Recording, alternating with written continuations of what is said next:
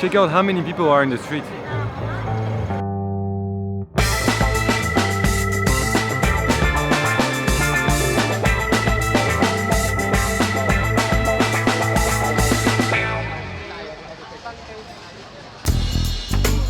Hong Kong is one of the most dense cities in the world, and the number of people living here is rising every year. Today this city is hosting more than 7 million people, and space is rare and valuable. Only 20% of the land is flat and available for construction. So how do they manage to move all these people around in such a small space? When I asked people why they liked Hong Kong, I had a lot the answer because it's convenient. If you live in Hong Kong Island or the Kowloon Peninsula, no need for a car, everything is at walkable distance. School, work, supermarkets. And if you need to go somewhere further, public transport is very convenient. You have many options: buses, ferry, metro, minibus, tram. A trip by public transport takes as much time as a trip by car, and it costs less than $1. You can go to most areas of the city without doing any transfer. And 90% of the people live at less than 5 minutes from a bus stop or a metro station. Have a look at this street, there is nearly no private cars, just buses and taxis.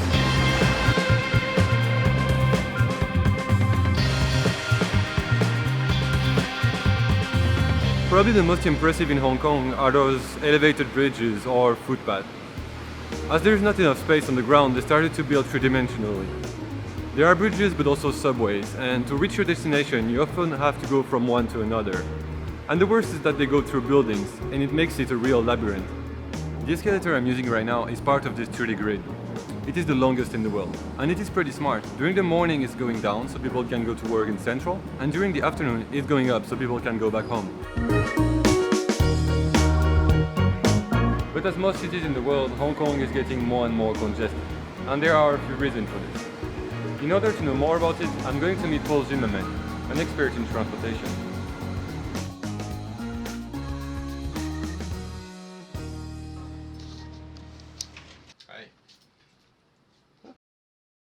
So what we've seen is that the distribution of jobs across the territory has been very slow. So there was the business center was Hong Kong Island and the tip of Kowloon, and then the industrial centers was Kwai Chung and Kwun Tong.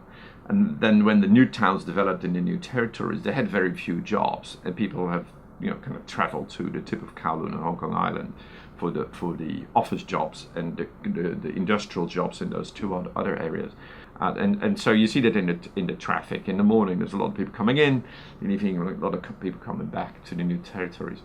So basically what happened is that the change in zoning with the development of the new territories created a huge flow of people traveling to go to work every day. The second problem is the rising number of cars. I think one of the problems that Hong Kong is now facing is that car ownership is going up. One, because we have more of these smaller developments in the new territories. People have more money. Car ownership is directly correlated with GDP.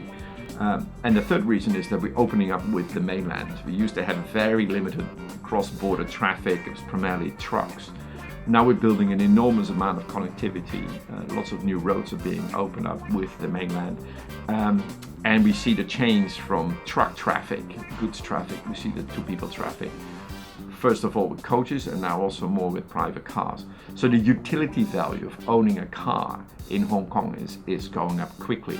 So what's happening is that Hong Kong is a big bottleneck. The rise in number of cars in the new territories and the rise in traffic between Hong Kong and China is overflowing the 3 cross harbour tunnels. They cannot handle the mass of people coming through every day. Behind me is the Central Wan Chai Bypass. It is a large tunnel that goes along the shore of Hong Kong Island.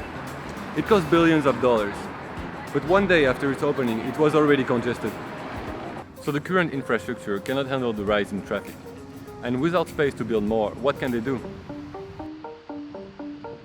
Hong Kong doesn't have space to build more infrastructure. Therefore, they need to optimize as much as they can, the ones they already have. Park and ride is going to be important. Park and walk. I really be very specific about where you provide parking facilities. Make sure they're at the high capacity roads, and then make it very easy for people to walk back and forth through the districts, especially the older districts. Those two concepts have been implemented in many cities around the world.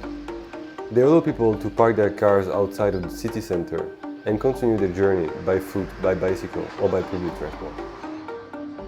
For this to happen, Hong Kong needs to improve and develop the walking and cycling facilities.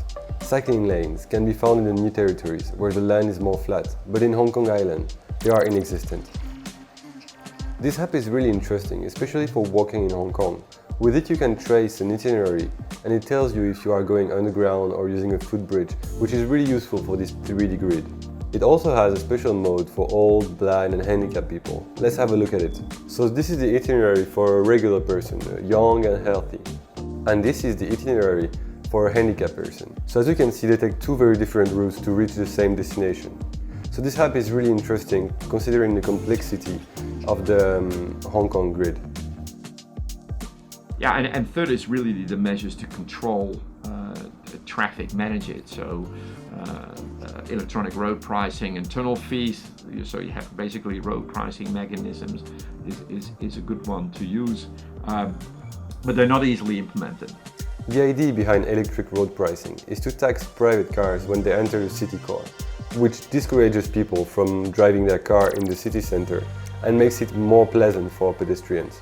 And finally, they are making Hong Kong mobility smarter by collecting data through sensors that they put on lampposts.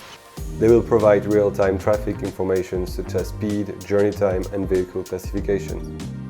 Hong Kong is working very hard to manage the flow of people traveling through the city, but there is still a lot of efforts to make.